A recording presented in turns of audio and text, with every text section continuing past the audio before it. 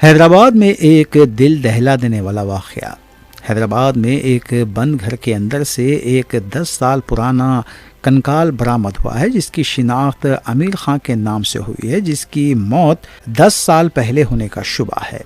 Police نے بتایا کہ 10 بہن بھائیوں میں تیسرا بیٹا امیر خان 2015 سے اکیلا رہ رہا تھا۔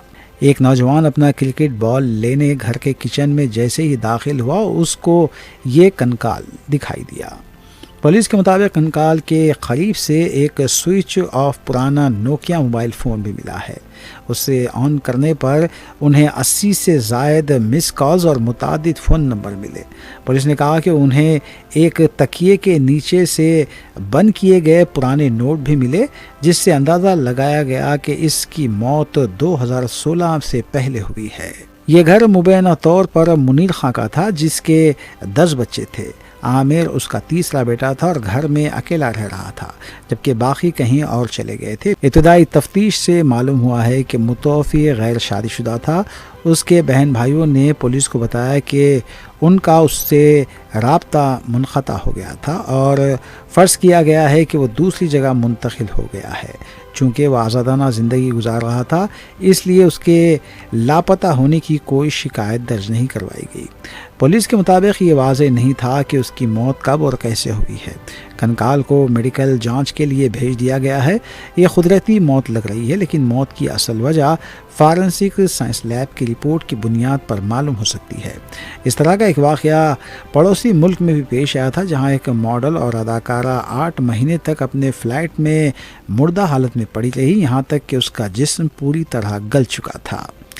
یہ واقعہ ہمارے مسلم سماج کو آئینہ دکھاتا ہے کہ ہمارا خاندانی نظام کس قدر خراب ہو گیا اور لوگوں کے درمیان محبت، الفت اور ہمدردی نام کی کوئی چیز باقی نہیں رہ گئی۔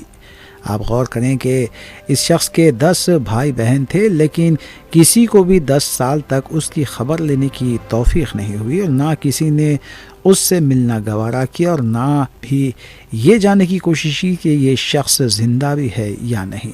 اس کے بہن بھائی بھلے ہی الگ الگ شہروں میں رہتے ہوں، لیکن عید اور شادی بیاہ کے موقع پر ایک دوسرے کو یاد کر ہی لیتے ہیں۔ تاہم ان بہن بھائیوں نے اس شخص کو 10 سال تک نہ ہی عید کے موقع پر یاد کیا اور نہ شادی بیاہ کے موقع پر یاد کیا گیا، اور ایسا ہرگز نہیں ہو سکتا کہ پچھلے 10 سالوں کے دوران ان کے یہاں کسی کی شادی نہ ہوئی ہو۔ کیا امت مسلمہ کے لوگوں کے دل اتنے سخت ہو گئے ہیں کہ وہ اپنے سگے بھائی کو بھی سالوں تک یاد نہ کرتے ہوں؟